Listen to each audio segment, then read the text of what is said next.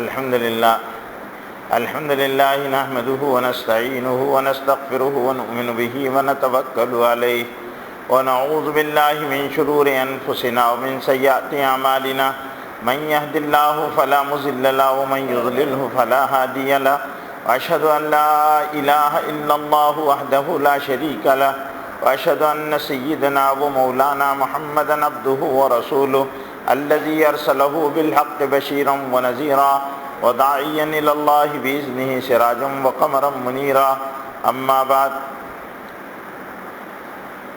محترم بھائیوں، بزرگوں،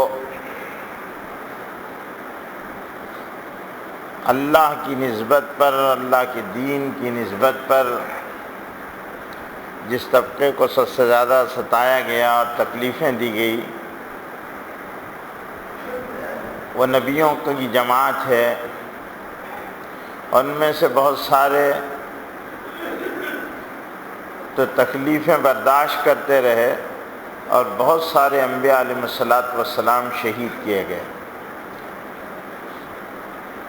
حضرت قرآن مجید نے بہت سارے انبیاء علیہ السلام کے واقعات کو بیان کیا، ان کی تکالیف کو، ان کے ساتھ ان کے قوموں کے حالات اور رویوں کو بیان کیا. گزشتہ جمعے بہت سارے نبیوں کے تعلق سے عرض کیا گیا اور بات حضرت یحییٰ و زکریا علیہ السلام کے تذکرے پر وقت کی قلت کی وجہ سے ختم ہو گئی تھی کہ حضرت یحییٰ علیہ السلام کو یہودیوں نے قتل کر دیا، اور یہودیوں کا یہ نبی کا پہلا قتل نہیں، اس سے پہلے بھی انہوں نے بہت سارے انبیاء علیہ السلام کو قتل کیا ہے. حضرت یحییٰ علیہ السلام کو قتل کرنے کی جو وجوہات ہیں وہ اس میں بڑے مفسرین کے نے روایتیں بیان کی ہے. جو مشہور اور معروف اور ترجیحی روایت ہے وہ یہ ہے کہ ہداد ابن ہدار نام کا ایک بادشاہ تھا، اس نے اپنی بیوی کو طلاق دے دی تھی اور مسئلہ پوچھا گیا کہ اس نے بیوی کو طلاق دے دیا ہے تو کیا یہ اپنی بیوی کو اپنے نکاح میں رکھ سکتا ہے؟ تو حضرت یحییٰ علیہ السلام نے کہا طلاق کے بعد بیوی حرام ہو گئی، اب یہ حلال نہیں ہے. اس عورت نے حضرت یحییٰ علیہ السلام کے قتل کی منصوبہ بندی کی اور اس کے لیے کچھ لوگوں کو اکسایا. انہوں نے حضرت یحییٰ علیہ السلام کو قتل کر دیا. ایک روایت تو یہ ہے. ایک دوسری روایت یہ ہے کہ حضرت یحییٰ علیہ السلام کو اللہ تعالیٰ نے حضرت عیسیٰ علیہ السلام کے آنے کی خبر دینے اور ان کی شریعت کی تبلیغ میں معاونت کے لیے نبی بنایا تھا. حضرت یحییٰ علیہ السلام کو کچھ احکام دیے تھے اور وہ 5 حکم تھے جو حضرت یحییٰ علیہ السلام کو اللہ کے بندوں تک پہنچانے تھے. حضرت یحییٰ علیہ السلام نے لوگوں سے کہا کہ میں اللہ کا نبی ہوں، تو انہوں نے اور میں وہ جنگل کی صدا ہوں جو حق کی آواز بلند کرنے کے لیے اللہ تعالیٰ کی طرف سے تمہاری طرف بھیجا گیا ہوں. لیکن حضرت یحییٰ علیہ السلام نے وہ 5 احکام ابھی تک اپنی قوم کو نہیں بتائے جن کو بتانے کے لیے ان کو بھیجا گیا تھا. حضرت عیسیٰ علیہ السلام نے حضرت یحییٰ علیہ السلام سے کہا کہ وہ 5 باتیں ہیں جن کو بتانے کے لیے اللہ نے آپ کو حکم دیا ہے، آپ اس کو بتا دیں یا میں بتا دوں. تو حضرت یحییٰ علیہ السلام نے کہا کیونکہ مجھے بتانے کو حکم دیا گیا ہے میں ہی بتاؤں گا، لیکن ابھی یہود سننے کے موڈ میں نہیں ہیں اور قوم سننا نہیں چاہتی ہے، اس لیے میں ایک اچھے موقع کا انتظار کر رہا ہوں. لیکن حضرت عیسیٰ علیہ السلام نے کہا نہیں، آپ ان کی اس بات کی پرواہ مت کیجیے، آپ ان کو وہ باتیں بتا دیجیے. تو حضرت عیسیٰ علیہ السلام حضرت یحییٰ علیہ السلام نے اپنی قوم کو جمع کیا اور ان کو 5 باتیں بتائی. وہ یہ تھی: اللہ کے ساتھ کسی کو شریک مت ٹھہرانا، اللہ کو ایک ماننا اور اللہ کی وحدانیت کا اقرار کرنا. دوسرا حکم یہ تھا کہ نماز کو قائم کرنا. تیسرا اپنے مالوں میں صدقہ دینا. چوتھا روزے رکھنا. اور 5واں حکم تھا اللہ کو بہت زیادہ یاد کرنا، اس کا ذکر کرنا. یہ 5 حکم لے کر ان 5 باتوں کی تبلیغ کے لیے حضرت یحییٰ علیہ السلام کو اللہ تعالیٰ نے حکم دیا. ان کی قوم نے ان کو ایک دن گھیر لیا، اور چونکہ حضرت یحییٰ علیہ السلام کی ولادت کے بارے میں قرآن مجید میں سورہ مریم میں اور سورہ آل عمران میں بڑا ذکر ہے کہ حضرت یحییٰ زکریا علیہ السلام کو اولاد نہیں تھی، وہ بوڑھے ہو گئے تھے. حضرت مریم کے یہ خالو تھے، اور حضرت مریم کی والدہ کا نام حنا ہے، اور حضرت یحییٰ کی والدہ کا نام یشع ہے. ایک دن ایسا ہوا کہ حضرت یحییٰ زکریا علیہ السلام جہاں حضرت مریم رہتی تھی وہاں داخل ہوئے، تو ان کے پاس انہوں نے عمدہ قسم کے کھانوں کو پایا. تو انہوں نے پوچھا: انا لکی ھذا، اے مریم یہ تمہارے پاس کہاں سے آیا؟ تو انہوں نے کہا: ھو من عند اللہ، یہ اللہ کے پاس سے آیا ہے. تو حضرت زکریا علیہ السلام کے دل میں پھر اولاد کی خواہش پیدا ہوئی. ان کی بیوی عاقر، قرآن کے الفاظ ہیں عاقر، بانجھ تھی، یعنی اس میں اللہ نے اولاد پیدا کرنے کی صلاحیت نہیں رکھی تھی. اور حضرت زکریا علیہ السلام کی عمر زیادہ ہو گئی تھی. تو اللہ تعالیٰ نے حضرت زکریا علیہ السلام نے دعا کی، اور وہ دعا سورہ مریم کے پہلے رکوع میں مذکور ہے. انہوں نے کاف ہا یا عین صاد ذکر رحمت ربک عبدہ زکریا اذ نادی ربہ نداء خفیا، کہ تیرے پروردگار سے حضرت زکریا علیہ السلام نے بڑے خاموش طریقے سے اپنے رب کو پکارا، نداء خفیا. پھر کیا دعا کی؟ ربی حبلی من لدنک ولیا، اے اللہ میرا بھی کوئی وارث بنا دیجیے. ربی حبلی من لدنک ولیا، اے اللہ میرا وارث بنائیے. اور وارث کیسا؟ اولاد ہو، لیکن اولاد کیسے بھی پیدا ہو سکتی ہے. فرن کا یریثنی و یریث من آل یعقوب، اے اللہ بچہ دینا لیکن وہ میرا بھی وارث ہو اور آل یعقوب کا بھی. یعنی صرف بچہ پیدا ہو جانا پھر وہ کیسا بھی رہے ایسا نہیں. اے اللہ نیک ہو، صالح ہو، اور خاندان یعقوب یعنی حضرت یعقوب علیہ السلام کے ورثے کا مالک ہو، اس کو نبوت بھی عطا کرنا. وجعلوا ربی رضیہ، اور اللہ پھر آپ کا محبوب اور پسندیدہ بھی ہونا. ایسا بچہ نہیں، اولاد لوگ مانگتے لیکن اولاد کے لیے صلاح نہیں مانگتے، تقوی نہیں مانگتے، دین نہیں مانگتے، اللہ کی محبوبیت نہیں مانگتے. اس لیے اولاد تو ہوتی ہے لیکن پھر وہ ان صفات سے خالی ہوتی ہے. نبی دعا کر رہے تو نبی کیا مانگ رہے کہ اے اللہ اس کو آل یعقوب کا وارث بنانا، میرا وارث بنانا، آپ کا پسندیدہ بنانا. اللہ کا پسندیدہ کون ہوگا؟ جو اللہ کی مرضیات پر چلنے والا ہوگا. وجعلوا ربی رضیہ، اے اللہ آپ کا پسندیدہ ہونا، آپ کی مرضی پر چلنے والا ہونا، آپ کی مرضی کے خلاف عمل کرنے والا نہیں ہونا چاہیے. اللہ تعالیٰ نے دعا قبول کر لی. اللہ تعالیٰ نے دعا قبول کی اور کہا کہنے لگے ٹھیک ہے آپ کو بھی اولاد دیں گے. حضرت یعقوب علیہ السلام حضرت زکریا علیہ السلام کو اللہ تعالیٰ نے کہا. تو اب حضرت کو یہ ہوا کہ بیوی تو بانجھ ہے، ظاہری اسباب نہیں ہیں، اور اللہ ظاہری اسباب کے پابند نہیں ہیں. ظاہری اسباب نہیں ہیں تو انہوں نے کہا اللہ کیسے ہوگا؟ تو کہا اپنے وقت پر ہو جائے گا، ہم اپنی قدرت سے پیدا کر دیں گے بچہ تمہارے یہاں. تمہارے لیے یہ ہے کہ تم نے 3 روز کا روزہ رکھنا.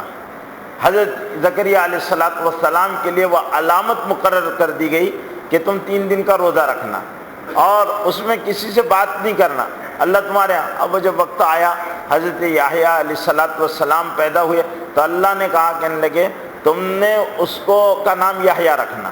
یحییٰ پیدا ہوئے، بڑے خوبصورت ہے، ان کا نام بھی اللہ نے یحییٰ رکھا. اور قرآن کہتا ہے وَلَمْ يَجَلْ لَهُ مِن قَبْلُ سَمِيًّا، یہ نام پہلے نہیں رکھا گیا تھا یحییٰ کا، ہم نے ان کا نام رکھا۔ اور پھر اللہ نے کہا کہ اِنَّا نُبَشِّرُكَ بِغُلَامٍ اسْمُهُ یحییٰ، ہم آپ کو خوشخبری دے رہے ایک لڑکے کی جس کا نام یحییٰ ہوگا۔ وَلَمْ يَجَلْ لَهُ مِن قَبْلُ سَمِيًّا، اس سے پہلے دنیا میں نام نہیں رکھا گیا۔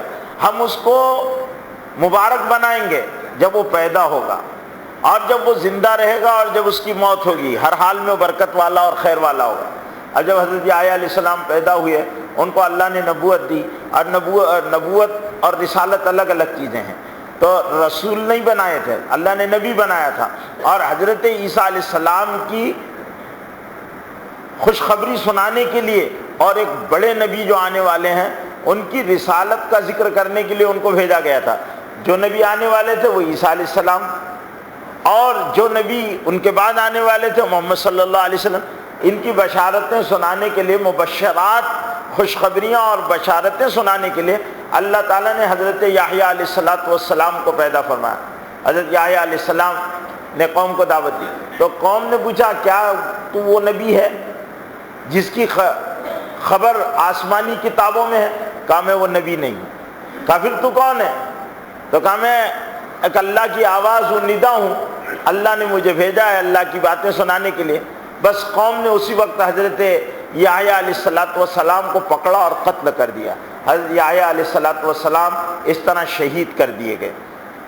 پھر اس کے بعد یہ ہوا کہ یہ لوگ حضرت زکریا کی طرف دوڑے۔ حضرت زکریا علیہ السلام بوڑھے ہو گئے تھے، حضرت یحییٰ کو حضرت زکریا علیہ السلام کی زندگی میں شہید کر دیا گیا۔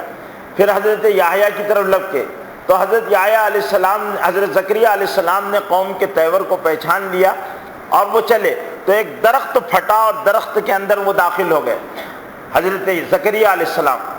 تو انہوں نے آرا لایا اور حضرت زکریا علیہ السلام کو آرے سے چیرنے کے لیے انہوں نے آرا چلایا، تو اللہ تعالیٰ نے حضرت یحییٰ علیہ السلام کو وحی بھیجی کہ آپ کے لیے دو راستے ہیں، اگر آپ صبر کریں گے تو ہم ان کو دھیرے دھیرے عذاب دیں گے، اور اگر آپ شکایت کریں گے تو ان پر فوراً عذاب آ جائے گا، لیکن آپ کا صبر بڑا سخت ہوگا، آپ کی زبان سے ایک لفظ بھی حرف شکایت کا نہیں نکلنا چاہیے۔ تو حضرت زکریا علیہ السلام بالکل خاموش رہے اور انہوں نے آرا چلا دیے۔ ایک روایت تو یہ ہے حضرت یحییٰ علیہ السلام حضرت زکریا علیہ السلام کی شہادت کے تعلق سے، اور ایک روایت اور جن کو ہمارے اسلام میں جو علماء محققین اور مفسرین گزرے ہیں انہوں نے اس روایت، ایک روایت یہ ہے کہ نہیں، حضرت زکریا علیہ السلام کو ان کی قوم نے ستایا تو بہت، لیکن ان کی وفات جو ہے وہ طبیعی ہے، ان کو آرے سے چیرا نہیں گیا۔ آرے سے جو چیرا گیا وہ نبی یشعیٰ ہیں، ان کو آرے سے چیرا گیا، نبیوں کو آروں سے چیرا گیا، اور کئی نبی ہیں جن کا تذکرہ قرآن مجید میں، ان کی شہادتوں کا تذکرہ قرآن مجید میں بھی ہے، اور بعض اسلامی روایتوں کے اندر بھی اس کا ہے۔ البتہ اسرائیلیات میں ان کے تذکرے بہت زیادہ ملتے ہیں کہ کس طرح یہ لوگ نبیوں کو ستایا کرتے تھے اور کس طرح ان لوگوں کو انہوں نے شہید کیا اور ان لوگوں کی جانیں لے لی۔ اس کے بعد حضرت عیسیٰ علیہ السلام بنی اسرائیل کے نبی بن کر آئے۔ حضرت عیسیٰ علیہ السلام لوگوں کو دعوت دیتے تھے، تو سب سے پہلے تو انہوں نے، یہودیوں نے یہ کیا کہ حضرت عیسیٰ علیہ السلام کے حسب نسب کے مسئلے کو اٹھا دیا کہ تمہارا باپ فلانا ہے، تہمت لگا دی۔ اللہ تعالیٰ نے حضرت عیسیٰ علیہ السلام کے بارے میں براءت نازل کی کہ حضرت عیسیٰ علیہ السلام کا کوئی باپ نہیں تھا، اور مثل عیسیٰ کمثل آدم، عیسیٰ علیہ السلام کی پیدائش اللہ کے پاس آدم علیہ السلام کی پیدائش کی طرح ہے۔ اللہ نے آدم علیہ السلام کو بغیر باپ اور بغیر ماں کے پیدا کیا، یہاں تو ماں موجود ہے، یعنی حضرت مریم موجود ہے، صرف مسئلہ باپ کا ہے۔ تو اللہ تعالیٰ نے بکلمۃ القاها فی مریم، ایک کلمہ تھا، اللہ نے فرشتے کو بھیجا اور اس نے وہ پھونک مار دیا، اللہ تعالیٰ نے اس کے ذریعے سے حضرت عیسیٰ علیہ السلام کو حضرت مریم علیہ السلام کے بطن میں پیدا کرنے کا ارادہ فرمایا، اور حضرت عیسیٰ علیہ السلام پیدا ہو گئے۔ ہم مسلمانوں کا عقیدہ یہی ہے کہ حضرت عیسیٰ علیہ السلام بغیر باپ کے پیدا ہوئے. ان کی ماں جو ہے حضرت مریم علیہ السلام ہے، اور حضرت مریم جو ہے وہ حضرت عیسیٰ اللہ کا کلمہ اور اللہ کی روح ہے، اللہ تعالیٰ کے امر سے پیدا ہوئے ہیں. باقی دوسرے مذاہب کے لوگ حضرت عیسیٰ علیہ السلام کے بارے میں جو بھی عقیدہ رکھتے ہوں، لیکن اہل اسلام کا عقیدہ یہی ہے، قرآن کا عقیدہ یہی ہے. حضور اکرم صلی اللہ علیہ وسلم نے اسی عقیدے کی ہم کو تعلیم فرمائی ہے کہ وہ ہے، اور پورا قرآن مجید اس کی صراحتوں کے ساتھ بھرا ہوا ہے. اور بار بار اسی واقعے کو اللہ تعالیٰ نے قرآن مجید میں بیان فرمایا ہے کہ حضرت عیسیٰ علیہ السلام پاک باز ہیں. ان کی ماں عفیفہ صدیقہ ہے، ان کی ماں کو امہ صدیقہ قرآن نے کہا کہ حضرت مریم علیہ السلام بد کردار عورت نہیں تھی بلکہ پاک باز عورت تھی، عفیفہ تھی.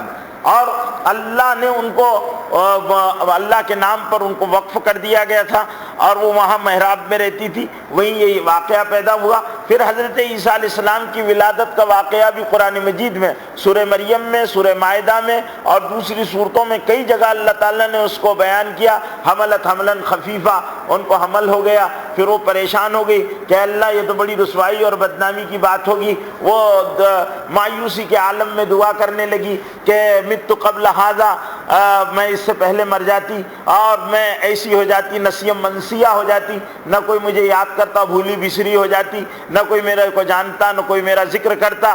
اس طرح وہ تھا. لیکن اللہ تعالیٰ کو جو کرنا ہے وہ تو ہوتا ہے. حضرت مریم علیہ السلام کے پاس جب ولادت کا وقت آیا تو حضرت مریم علیہ السلام ایک کونے میں چلی گئی، دور لوگوں کی نظر سے، کہ لوگ طرح طرح کی باتیں کریں گے. اور ناتجربہ کاری بھی تھی حضرت مریم کے پاس، اس لیے کہ بچہ پہلی مرتبہ ہو رہا تھا اور وہ تو محراب میں رہا کرتی تھی. تو حضرت مریم علیہ السلام ایک طرح چلی گئی. فلما جاء اہل مخاض، جب ان کو درد ذہ ہونے لگا، یعنی لیبر پین آنے لگے، بچہ پیدا ہونے والا درد ہونے لگا، اس کو قرآن نے مخاض کہا ہے، درد ذہ ہونے لگا، تو وہ ایک دور مکان شرقیہ، ایک مشرقی جہنم میں ایک جگہ تھی، وہاں چلی گئی. تو اللہ تعالیٰ نے وہاں فرشتہ بھیجا اور کہا آپ گھبرانے کی بات نہیں ہے، سارا مسئلہ اللہ آسانی کے ساتھ کر دیں گے.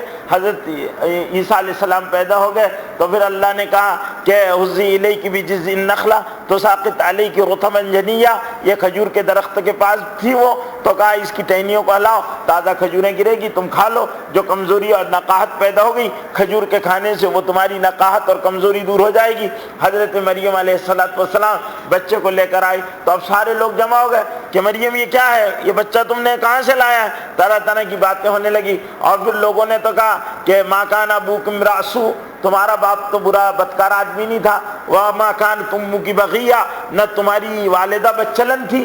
تم نے یہ ایسا، تم نے تو پوری قوم کی ناک کٹا دی اور تم نے یہ کیا حرکت کر دی؟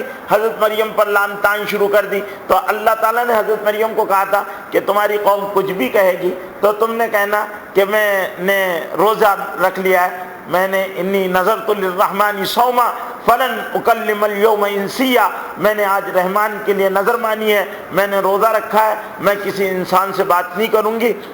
تو اور اس بچے سے تم کو جو بھی بات کرنا ہے اس بچے سے بات کرو. تو انہوں نے کہا ہمارا مذاق اڑاتی ہے، آج کا بچہ، نوزائیدہ بچہ آج پیدا ہوا، یہ بات کرے گا ہم سے؟ حضرت مریم پر ان کی قوم بھڑکنے لگی اور ناراض ہونے لگی. حضرت مریم نے کہا روزہ ہے، اور انہوں نے چپ کا روزہ ہوا کرتا تھا، انہوں نے بات نہیں کرنے کا روزہ رکھ لیا. شریعت محمدی میں چپ کا روزہ نہیں ہوتا، اسلام میں اس کو حرام کر دیا گیا. پہلی مذاہب میں چپ کا روزہ ہوا کرتا تھا، تو انہوں نے کہا فلن اکلم اليوم انسیا، آج میں کسی انسان سے بات نہیں کروں گی. اور اشارت الیہ، حضرت عیسیٰ علیہ السلام کی طرف انہوں نے اشارہ کر دیا. حضرت عیسیٰ نے فوراً بولنا شروع کر دیا کہ انی عبداللہ آتانی الکتاب، میں اللہ کا بندہ ہوں، اللہ نے مجھے کتاب دی ہے اور نبی بنایا ہے. اور اس طرح انہوں نے باتیں کرنا شروع کر دی. اب ظاہر بات ہے کہ ایک دن دو دن کا بچہ بولا تو نہیں کرتا، لیکن جب بول رہا ہے تو قوم کو سمجھنا چاہیے تھا کہ یہ واقعتاً من جانب اللہ ہے اور قدرت اس کو بولنے لگا رہی ہے. لیکن ان کی قوم کے بات سمجھ میں نہیں آتی تھی، بس وہاں سے وہ دشمن ہو گئے. اور حضرت عیسیٰ علیہ السلام کے مخالفت پر انہوں نے طرح طرح کی کمر کس لی، اور جب تک حضرت عیسیٰ علیہ السلام اس زمین پر رہے، حضرت عیسیٰ علیہ السلام کو کبھی انہوں نے دین کی محنت کرنے نہیں دی۔ انجیل اللہ تعالیٰ نے حضرت عیسیٰ علیہ السلام کو عطا فرمائی، اس کا پیغام بھی لوگوں کو پہچانے نہیں دیا، بلکہ انجیل کے ساتھ انہوں نے بڑی بے حرمتی کے معاملے کیے۔ اللہ تعالیٰ نے قوم حضرت عیسیٰ علیہ السلام کی موافقت میں کھڑی کر دی، وہ قوم کو حواری کہا جاتا ہے۔ وہ حواری کے معنی ہوتے ہیں سفید اور اجلا، لیکن بعض روایتوں کے اعتبار سے دھوبیوں کی قوم تھی، کپڑے دھویا کرتی تھی۔ اس قوم نے حضرت عیسیٰ علیہ السلام کو بحیثیت نبی کے قبول کر لیا، اور انہی میں ان حواریوں میں حضرت عیسیٰ علیہ السلام کے نامور حواری شمعون، شلوم، یوقا، لوقا، یوحنا اور اسی طرح پولس، یہ حضرت عیسیٰ علیہ السلام کے حواریوں کے نام ہیں۔ یہ کھڑے ہوئے اور حضرت عیسیٰ علیہ السلام کے ساتھ یہ ان کی دین کی محنت میں رہے اور انصار اللہ بنے۔ جیسا کہ قرآن مجید میں حضرت عیسیٰ علیہ السلام کی اس دعوت کا تذکرہ ہے کہ حضرت عیسیٰ یا ایھا الذین آمنوا کونوا من انصاری الی اللہ قال الحواریون نحن انصار، حضرت عیسیٰ علیہ السلام نے کہا من انصار اللہ کون بنے گا؟ تو قال الحواریون نحن انصار اللہ، حواریوں نے کہا کہ ہم اللہ کے انصار بنیں گے۔ اللہ کے انصار بننے کا مطلب یہ ہے کہ اللہ کے دین کے پیغام میں معاون بنو گے، مدد کرو گے۔ فآمنت طائفۃ من بنی اسرائیل، ایک جماعت نے ایمان لایا، وکفرت طائفہ، اور ایک جماعت نے انکار کر دیا۔ فأیدنا الذین آمنوا علی عدوہم، اللہ تعالیٰ نے غالب کر دیا ان لوگوں کو جو ایمان لائے تھے ان کے دشمنوں پر۔ فأصبحوا ظاہرین، اور ان کو اللہ تعالیٰ نے ناکام پست نامراد کر دیا۔ فأصبحوا ظاہرین، ان کو ان کی پشتوں کے بل پچھاڑ دیا گیا۔ تو اس طرح حضرت عیسیٰ علیہ السلام کے خلاف اب انہوں نے ریشہ دوانیاں کی، وقت کی جابر اور ظالم حکومت کو 5 شکایتیں کی گئی، اور ان کو یہودیوں نے حضرت عیسیٰ علیہ السلام کے مذہب کے خلاف بھڑکا۔ بادشاہ نے حضرت عیسیٰ علیہ السلام کو جیل میں ڈال دیا، اور پھر حضرت عیسیٰ علیہ السلام جیل میں رہے، ان پر مقدمہ چلایا گیا اور ان کے لیے پھانسی کی سزا تجویز کر دی گئی۔ اللہ تعالیٰ حضرت عیسیٰ علیہ السلام کو پھانسی دلوانا نہیں چاہتے تھے، اس لیے اللہ تعالیٰ نے ان کے لیے معاملہ عجیب و غریب ان پر مشتبہ کر دیا۔ اس زمانے کا دستور یہ تھا کہ جس کو پھانسی دی جاتی ہے وہ پھانسی کا جو تختہ ہوا کرتا ہے اس کو وہ اپنے کاندھے پر اٹھا کر خود لے کر چلتا ہے۔ حضرت عیسیٰ علیہ السلام کو پھانسی دینے میں یہودیوں کو اتنا جوش و خروش دکھا رہے تھے کہ یہ سب کے سب جلدی سے چلو۔ حضرت عیسیٰ کو اندھیرے، اور پھانسی جو دی جاتی تھی وہ صبح میں اول وقت دی جاتی تھی، اندھیرے میں دی جاتی تھی، اب لے کر چلے۔ تو اب دیکھا کہ حضرت عیسیٰ علیہ السلام سست پڑ رہے ہیں، تو ایک آدمی جو حضرت عیسیٰ علیہ السلام کی مخالفت میں بہت زیادہ پیش رہا کرتا تھا، انہوں نے کہا اس سے تو ٹائم زیادہ ہو جائے گا، اور صبح ہو گئی تو حضرت عیسیٰ کے موافقت کرنے والے اور ان کا ساتھ دینے والے آئیں گے، اور حضرت عیسیٰ علیہ السلام کو سولی پر ہم چڑھا نہیں سکیں گے۔ تو اس نے جلدی سے وہ تختہ اپنے ہاتھ میں لے لیا اور چلنے لگا۔ اسی وقت اللہ کا فرشتہ آیا، حضرت عیسیٰ علیہ السلام کو آسمان پر اٹھا لیا گیا، اور اب اس کی شباہت حضرت عیسیٰ سے ملتی جلتی تھی۔ اب اندھیرے میں کسی نے کچھ نہیں خیال کیا، وہ چلاتا رہ گیا، بھائی میں وہ نہیں ہوں، میں تو تمہارا ساتھی ہوں، لیکن اسی کو پھانسی پر لٹکا دیا گیا۔ قرآن کہتا وما قتلوہ وما صلبوہ ولکن شبہ لہم، انہوں نے حضرت عیسیٰ علیہ السلام کو نہ قتل کیا اور نہ انہوں نے سولی پر لٹکایا۔ معاملہ گول مول ہو گیا اور وہ کنفیوز ہو گئے، اور کنفیوژن کا شکار ہونے کی وجہ سے انہوں نے دوسرے آدمی کو سولی پر لٹکا دیا۔ وہ سمجھ رہے حضرت عیسیٰ علیہ السلام سولی پر چڑھ گئے، لیکن اللہ تعالیٰ نے ان کو آسمان پر اٹھا لیا۔ یہ ایک قتل ان کے پاس اور ہے جو حضرت عیسیٰ علیہ السلام ان کے عقیدوں، یہودیوں کے عقیدوں کے اعتبار سے کہ ہم نے عیسیٰ علیہ السلام کو سولی پر لٹکایا۔ عیسائیوں کا عقیدہ یہ ہے کہ حضرت عیسیٰ علیہ السلام سولی پر لٹکائے نہیں گئے، حضرت عیسیٰ سولی پر لٹکے، لیکن پھر اس کے بعد ان کی طبیعی موت نہیں ہوئی بلکہ آسمان پر اٹھا لیے گئے۔ وہ بھی عیسائی بھی حضرت عیسیٰ علیہ السلام کی سولی کے قائل ہے، اور اسی وجہ سے ان کی مذہبی علامت انہوں نے جو ہے وہ صلیب کو بنا لیا ہے، اور حضرت عیسیٰ علیہ السلام کو وہ مصلوب تو مانتے ہیں، لیکن مصلوب کے بعد ان کو مقتول یعنی ختم نہیں مانتے. ان کا عقیدہ یہ ہے کہ حضرت عیسیٰ علیہ السلام آئیں گے، جیسا کہ ہمارا عقیدہ ہے. ہم حضرت عیسیٰ علیہ السلام کے تعلق سے ایک صاف ستھرا عقیدہ قرآن کے مطابق رکھتے ہیں کہ حضرت عیسیٰ علیہ السلام کا معاملے میں کنفیوژن ہو گیا. حضرت عیسیٰ علیہ السلام کو اللہ نے آسمان پر اٹھا لیا. اللہ تعالیٰ حضور اکرم صلی اللہ علیہ وسلم ہم کو اپنے نبی پاک حضرت محمد صلی اللہ علیہ وسلم کی حدیث پر ایمان کامل ہے ہمارا کہ حضرت عیسیٰ علیہ السلام اپنے اخیر وقت میں علامات قیامت، جو بڑی بڑی قیامت کی علامتیں ہیں، ان میں سے ایک قیامت کی علامت یہ ہے کہ حضرت عیسیٰ علیہ السلام لد میں منار شرقی پر، لد فلسطین میں ایک جگہ ہے جہاں عیسائیوں کا ہیترو جو ان کا شہر ہے، ہیترو کے پاس ایک ان کا ایئرپورٹ ہے جس کا نام لد ہے. اس لد کے مقام پر منار شرقی پر جہاں حضرت عیسیٰ علیہ السلام اور مسلمانوں کا امیر جو اس وقت ہوگا، جس کو مسلمان مہدی کہیں گے، امیر المومنین ہوگا، اس کے ساتھ یہ دجال کے ساتھ بڑی زبردست معرکہ آرائی اس مقام پر ہونے والی ہے. ہیبرون جس کو ہیبرون کہا جاتا ہے، اور یہ علاقہ وہاں پر یہ جنگ ہوگی. حضرت مہدی مسلمانوں کی قیادت کریں گے. عصر کی نماز کا وقت ہوگا، جماعت تیار ہو چکی ہوگی، اذان کہی جا چکی ہوگی، اقامت کہی جا رہی ہوگی کہ آواز آئے گی، اے مسلمانوں، اے محمد صلی اللہ علیہ وسلم کی امت کے لوگوں رک جاؤ.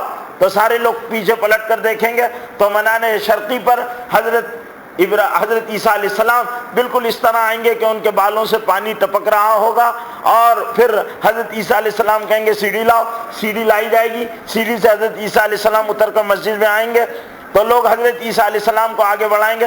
حضرت عیسیٰ علیہ السلام کہیں گے نہیں، اس امت کا امام ہی نماز پڑھائے گا، میں نبی بن کر نہیں آیا ہوں، اس لیے اس امت کا یہ قیامت کے موقع پر ہونا یہ طے شدہ بات ہے. ان صحیح حدیثوں میں اور اس کا تذکرہ ہے، اس لیے ہمارا ایمان و عقیدہ ہے. اس کے علاوہ درمیان میں جو بھی عیسائیت کا عیسیٰ ہونے کا دعویٰ کرے، جیسے غلام احمد قادیانی نے اپنے آپ کو عیسیٰ کہا، وہ تو اتنا پاگل تھا کہ اس نے پتہ نہیں کیا کیا کہا، کبھی عیسیٰ کہا، کبھی اپنے آپ کو کرشن کہا، کبھی اپنے آپ کو مریم بھی کہا، اس نے اپنے آپ کو سیتا بھی کہا، اور جو بہت بکواسات ہیں اس کی حفوات ہیں. کیا ایک پاگل آدمی کی باتوں کا ذکر کیا جائے؟ اس نے نبوت کا دعویٰ کیا. اس طرح بہت سارے نبی اور بھی پیدا ہوئے. ابھی کچھ سالوں پہلے ناگپور میں ایک صاحب تھے، ان کا نام حکیم تھا، انہوں نے نبوت کا دعویٰ کیا تھا، اور پھر وہ نبی کا کیا ہوا، نبی اچانک غائب بھی ہو گیا. اس طرح بہت سارے مہدی اور عیسیٰ اور اس طرح کے دعوے دار کھڑے ہوتے رہیں گے قیامت تک. لیکن یہ ساروں کے بارے میں اللہ کے رسول نے فرمایا قیامت اس وقت تک نہیں آئے گی جب تک ثلاثون کذابون دجالون 30 دجال پیدا ہوں گے، جھوٹے ہوں گے.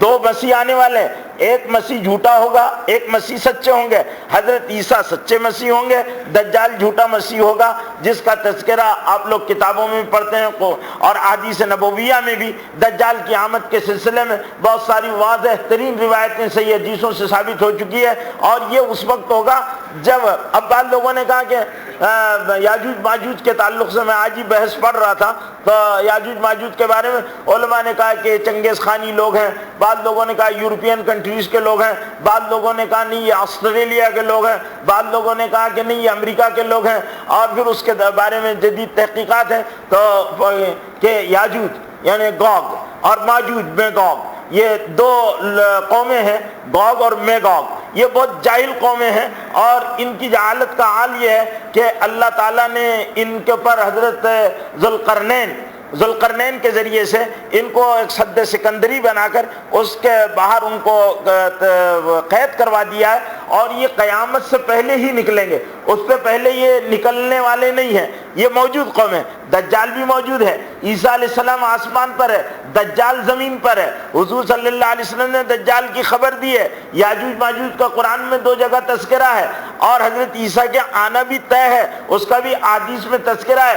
حضرت عیسیٰ علیہ السلام کا رفع سما یہ بھی قرآن مجید کا میں موجود ہے، اور مسلمانوں کو یہی عقیدہ رکھنے کی تعلیم دی گئی ہے. تو یہودی جو ہے وہ قاتلوں کا ایک ایسا ٹولہ ہے جس نے نبیوں کو قتل کیا، سولیاں پر چڑھایا، ان کو آروں سے چیرا گیا، اور ان کے ساتھ بڑے برے سلوک انہوں نے کیے ایذا آسانیوں کا. اب اس کے بعد قرآن مجید میں اور بہت سارے قوموں کے تذکرے کیے اور ان کے نبیوں کے تذکرے کیے، جس میں ایک اصحاب رس، ایک قوم کا تذکرہ قرآن مجید میں 2-3 مقامات پر ہے، ایک اصحاب کہف، اصحاب الکہف والرقیم، ان کا تذکرہ قرآن مجید میں ہے، ایک اصحاب یاسین کا تذکرہ قرآن مجید میں ہے، اور اس طرح اصحاب اخدود کا تذکرہ قرآن مجید میں ہے۔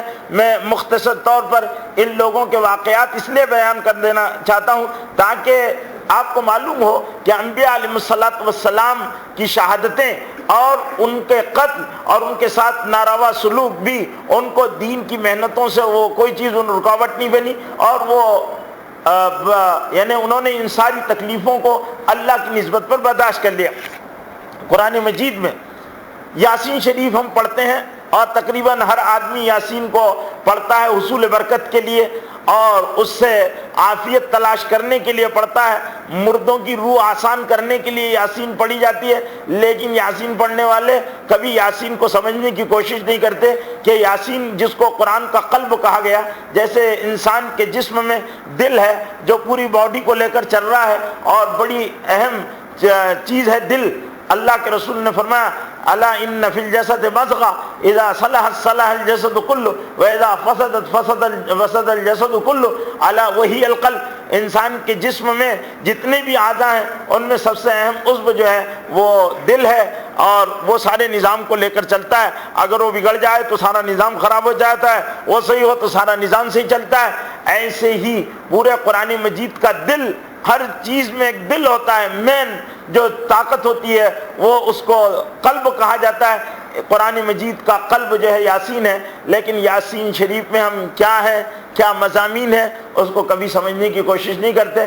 یاسین شریف کے پہلے رکوع میں اللہ تعالیٰ نے 2 نبیوں کا تذکرہ کیا کہ ہم نے وَاضْرِبْ لَهُمْ مَثَلًا أَصْحَابَ الْقَرْيَةِ إِذْ جَاءَهَا الْمُرْسَلُونَ، کہ ان کے سامنے بیان کر دو اس قوم کا تذکرہ کہ جن کی طرف ہم نے رسولوں کو بھیجا تھا۔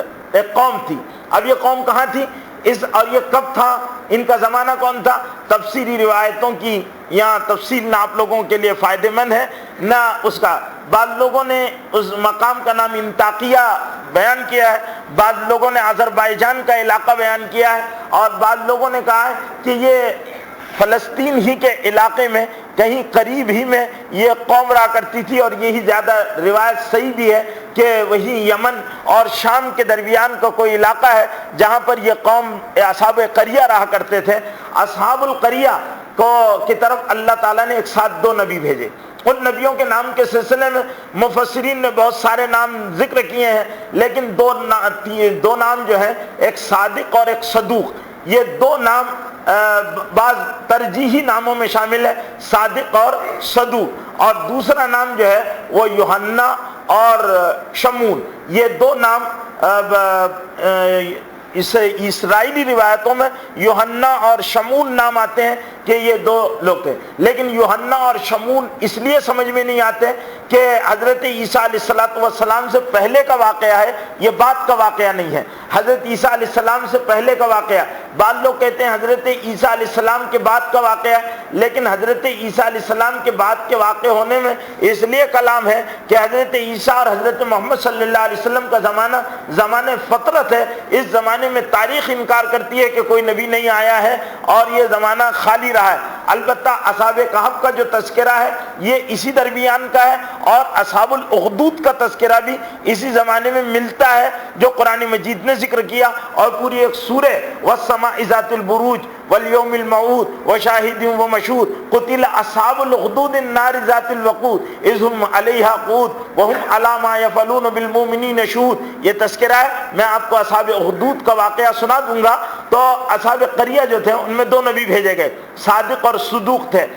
اب جب یہ لوگوں کو دعوت دینے لگے کہ دیکھو تم نے غلط طریقے زندگی گزار لی، اللہ کو مان کر اللہ کے حکموں کے مطابق جو زندگی گزرتی ہے اسی میں اللہ نے کامیابی رکھی ہے، اور اللہ کی نہ مان کر زندگی گزارنے سے اللہ ناراض ہو جاتے ہیں، اور یہ طریقہ غلط ہے اور تم اس طریقے سے تو لوگ ان دونوں نبیوں کی بات نہیں مانتے تھے اور ان کا اقرار کیا کرتے تھے۔ قرآن میں سورہ یاسین میں اللہ تعالیٰ کہتے ہیں فَعَزَّزْنَا بِثَالِثٍ، پھر ہم نے ایک تیسرے کو اور بھیجا.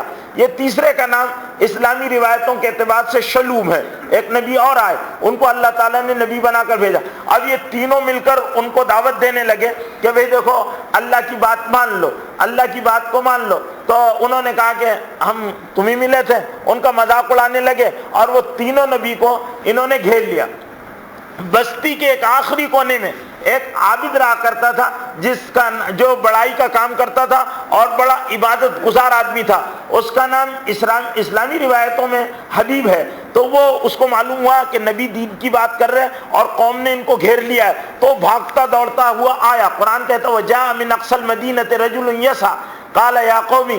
ایک شہر کے کنارے سے وہ آدمی بھاگتا ہوا آیا. اس کو جب خبر ملی کہ تینوں نبیوں کو قوم نے گھیر لیا ہے اور اس کو اندیشہ ہوا کہیں ان کو قتل نہ کر ڈالے, تو بھاگتا ہوا آیا اور اس نے لوگوں کو کہا کہ اے میری قوم, تم ان نبیوں کی بات مان لو, تم ان نبیوں کی ہدایت کو قبول کر لو, اسی میں تمہاری فلاح ہے, اور تم ان کا مذاق اڑاتے ہو. یہ تم سے کوئی مطالبہ نہیں کرے. وَمَا لِيَ لَا أَعْبُدُ الَّذِي فَطَرَنِي وَإِلَيْهِ تُرْجَعُونَ. تو انہوں نے کہا تو بھی, تو کہا میں کیوں نہیں مانوں گا, میں اس رب کی عبادت کرتا ہوں جس نے فطرنی مجھ کو پیدا کیا ہے, اور اس نے اپنے ایمان کا اظہار کر دیا. تو ان لوگوں نے پیروں سے رون کر اس کو قتل کر ڈالا. اس کے بعد یہ تینوں نبیوں کو بھی شہید کر دیا گیا. جب اس کو شہید کیا گیا, اس حبیب نامی آدمی کو جو قرآن مجید کا چوتھا ہادی تھا اور دائی تھا اور دعوت کے لیے کھڑا ہوا تھا, وَجَاءَ مِنْ أَقْصَى الْمَدِينَةِ رَجُلٌ يَسْعَىٰ قَالَ يَا قَوْمِ اتَّبِعُوا الْمُرْسَلِينَ مَن لَا يَسْأَلُكُمْ عَلَيْهِ أَجْرًا. تو جب وہ حبیب نامی آدمی نے دعوت دی اور اس کو, تو جب وہ مرا تو اللہ تعالیٰ کی طرف سے فوراً اس کو جنت میں پہنچا دیا گیا. تو اس نے کہا یا لیت قومی یعلمون بما غفر لی ربی وجعلنی من المکرمین. اے کاش میری قوم کو معلوم ہو جاتا کہ ان لوگوں نے مجھے قتل کیا اور میری قوم نے میرے ساتھ کیا سلوک کیا, میرے اللہ نے میرے ساتھ کیا سلوک کیا. اللہ نے مجھے مکرم بنا دیا, میری بڑی پذیرائی کی, اور میں نے نبیوں کی حمایت کی اور دین حق کے کام کرنے والوں کا میں نے ساتھ دیا. تو اللہ تعالیٰ نے مجھے کتنے اونچے مقام پر پہنچا دیا, جعلنی من المکرمین, اور مجھے اس نے مکرم و معزز بنا دیا.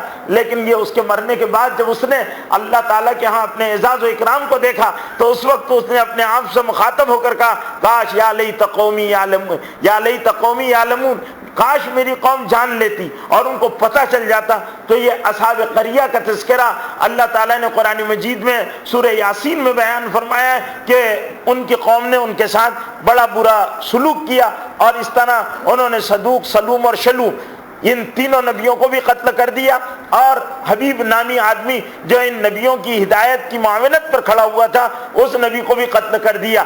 اصحاب قریہ کا تذکرہ سورہ یاسین کے پہلے اور دوسرے رکوع میں موجود ہے, اور اللہ تعالیٰ نے اس کو اس لیے بیان کیا کہ ہم نے نبی بھیجے ان کی اصلاح کے لیے, لیکن وہ نبیوں کو منحوس سمجھتے تھے اور وہ کہتے تھے کہ انا تطیرنا بکم, ہم تمہاری نحوست سے چھٹکارا حاصل کر لیں گے. تو نبیوں نے کہا کہ نہیں, ہم منحوس نہیں ہیں, بلکہ نحوست تو تمہاری بدعمالیوں کی نحوست ہے جو تم کو بدعمالیوں کی وجہ سے گھیر لے گی, اور تم یہ دین کے کام میں رکاوٹ مت بنو. علماء نے لکھا ہے کہ دین کے کام کرنے والوں کے لیے رکاوٹ ڈالنا, ان کی مخالفت کرنا, ان کے راہوں میں روڑے اٹکانا, یہ بڑی نحوست کا کام ہے, اور اس کی نحوست سے آدمی بچ نہیں سکتا. جو خیر کے کام کرتے ہوں, دین کی طرف بلاتے ہوں اور دین کی محنت کرتے ہوں, ان کے ساتھ اگر آدمی معاونت نہیں کرتا تو ان کے ساتھ کم سے کم حسن ظن کا معاملہ ہی رکھنا چاہیے, ورنہ اس کی نحوست سے وہ بچ نہیں سکتا, اور کبھی نہ کبھی اللہ کا عتاب اور پکڑ اس پر آ سکتی ہے, اس سے بچنا چاہیے. اس طرح قرآن مجید نے اصحاب کہف والرقیم کا تذکرہ کیا ہے. یہ سورہ کہف کے اندر ہے, ہر جمعے کو سورہ کہف پڑھنے والے پڑھتے ہیں.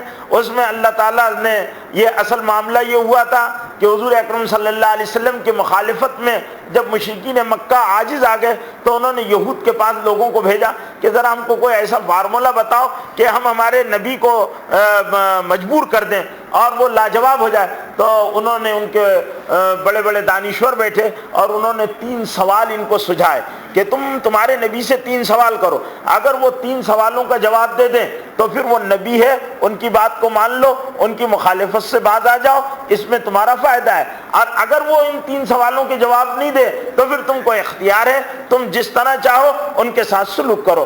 انہوں نے وہ پوچھا یہ تو بہت اچھی بات ہے, انہوں نے کہا بتاؤ، تو انہوں نے کہا کہ تمہارے نبی سے پہلا سوال کرنا کہ اصحاب کہف پر رقیم کون تھے، یہ سوال کرنا. دوسرا سوال کرنا یسألونک عن ذی القرنین، ذوالقرنین کون تھے ان کے بارے میں پوچھنا. اور تیسرا سوال روح کے بارے میں پوچھنا. حضور صلی اللہ علیہ وسلم نے کہا کہ میں وحی الہی سے تم کو بتا دوں گا. اب یہاں حضور اکرم صلی اللہ علیہ وسلم نے انشاءاللہ نہیں کہا، بس یہ کہا کہ میں بتا دوں گا. قرآن کہتا ہے حضور اکرم صلی اللہ علیہ وسلم کو کہ آپ کو انشاءاللہ کہنا چاہیے تھا کہ اگر اللہ چاہے گا تو بتا دوں گا. آپ نے کیوں نہیں کہا انشاءاللہ؟ کئی دن تک وحی آنا بند ہو گئی. پھر جب وحی آئی تو یہ مضامین اس کے اندر بیان کیے گئے. اصحاب الکہف والرقیم کا تذکرہ بھی اس میں ہے. اب اصحاب کہف والرقیم کون ہے؟ کہف کہتے ہیں پہاڑ کے اندر ایک کھوکھلے حصے کو جو بڑا گہرا ہو اس کو کہف کہتے ہیں.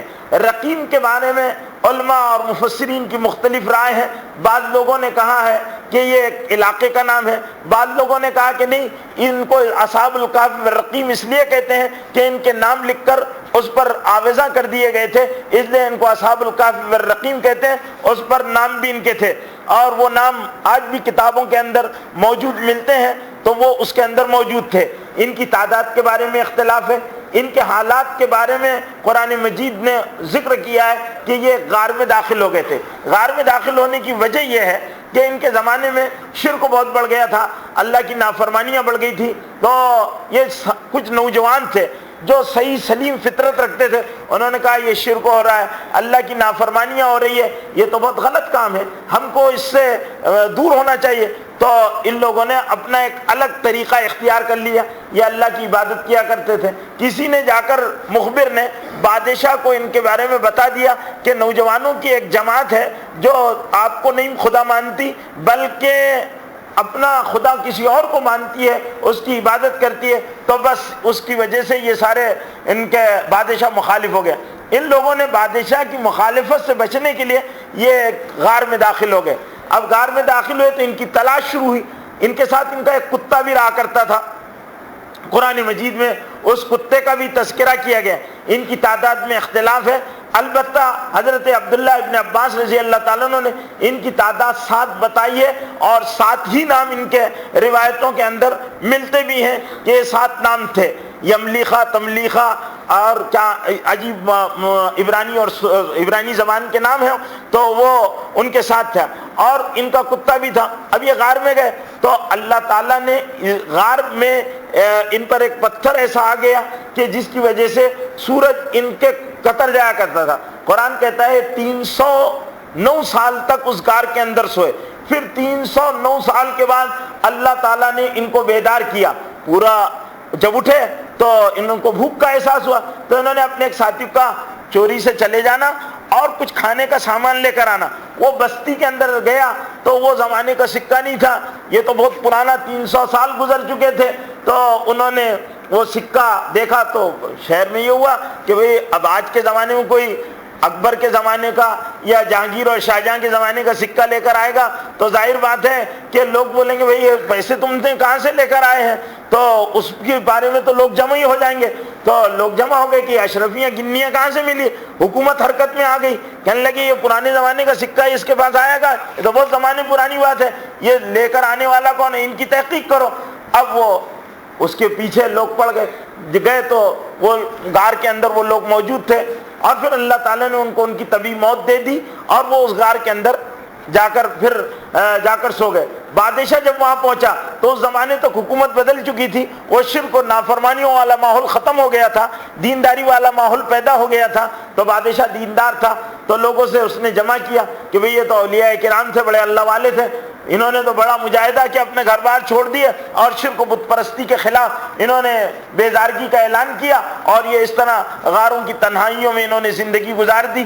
تو اس طرح وہ وہاں پر انہوں نے کہا کہ یہ ہمارے نیک لوگ تھے، بڑے اللہ والے لوگ تھے، ان کے لیے مسجد بنا دینا چاہیے.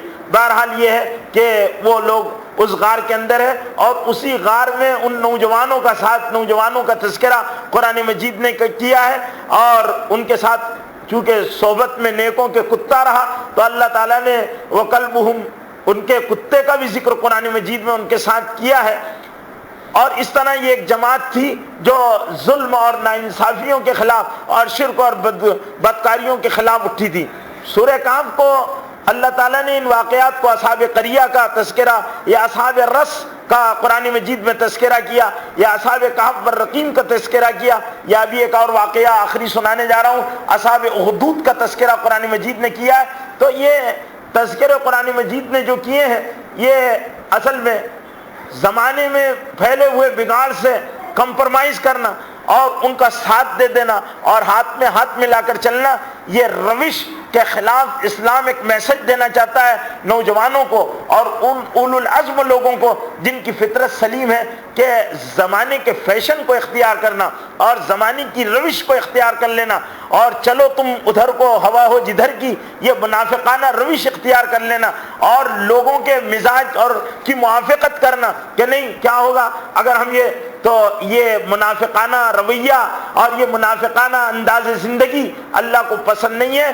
اللہ تعالیٰ اصحاب کہف، اصحاب یاسین، اصحاب رقیم، اصحاب اخدود اور ان سارے لوگوں کے قرآن مجید میں تذکرے فرما کر یہ ذکر کرنا چاہتا ہے کہ نہیں تم یہ روش کو اختیار مت کرو، یہ منافقانہ رویہ اللہ کو پسند نہیں ہے، اللہ اس سے ناراض ہوتے ہیں، تم صحیح راستہ اختیار کرو، غلط کو غلط کہنے کی اپنے اندر جرأت پیدا کرو، شرک کو شرک کہو، اللہ کی نافرمانیوں کے خلاف اٹھو، چاہے زمانہ تمہارا مخالف ہو جائے، چاہے تم کو اللہ کی عظمت و بڑائی کے لیے جان دے دینی پڑی، اس جان کو دینا آسان، نبیوں نے جانیں دی، اصحاب اخدود نے جانیں دی، اصحاب کہف نے اپنی جوانی کے بہترین ایام غار ہرا میں قید ہو کر گزار دیے اور انہوں نے ان ساری آسائشوں کو تج اور قربان کر دیا۔ یہ پیغام ہے قیامت تک آنے والے مسلمان لوگوں کے لیے کہ نفاق والی زندگیاں کل قیامت کے دن منہ پر پھینک دی جائے گی کہ خدا بھی خوش رہے اور صنم بھی ہم سے راضی رہے،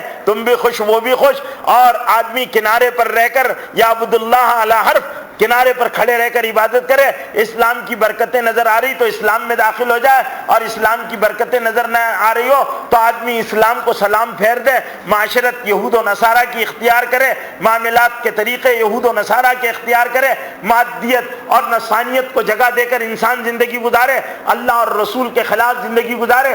اس کے بارے میں یہ واقعات اللہ قرآن میں بیان کرتا ہے، اور یہ دراصل مسلمان نوجوانوں کو خاص طور سے اور مسلم سماج کو خاص طور سے یہ پیغام ان واقعات میں دیا گیا ہے۔ اب آخری واقعہ سنانے کا موقع نہیں ہے، انشاءاللہ آئندہ جمعے اصحاب اخدود کا ایک واقعہ جس پر پوری اللہ تعالیٰ نے سورہ بروج نازل کی اور دوسری جگہ بھی اس کا تذکرہ کیا، اور اصحاب رس کا واقعہ انشاءاللہ بیان کیا جائے گا۔ پھر اس کے بعد میں آپ کو اسلامی تاریخ کے حضور اکرم صلی اللہ علیہ وسلم کے حالات جو دین کی خاطر حضور صلی اللہ علیہ وسلم نے برداشت کیے اور صحابہ کرام کی شہادتوں پر یہ واقعہ تسلسل جو کئی ہفتوں سے چل رہا ہے انشاءاللہ ختم ہوگا، لیکن آئندہ جمعے میں نہیں ہوں گا، میرا سفر ہے، تو اس کے بعد والے ہفتے میں انشاءاللہ بیان کیا جائے گا۔ وآخر دعوانا الحمدللہ۔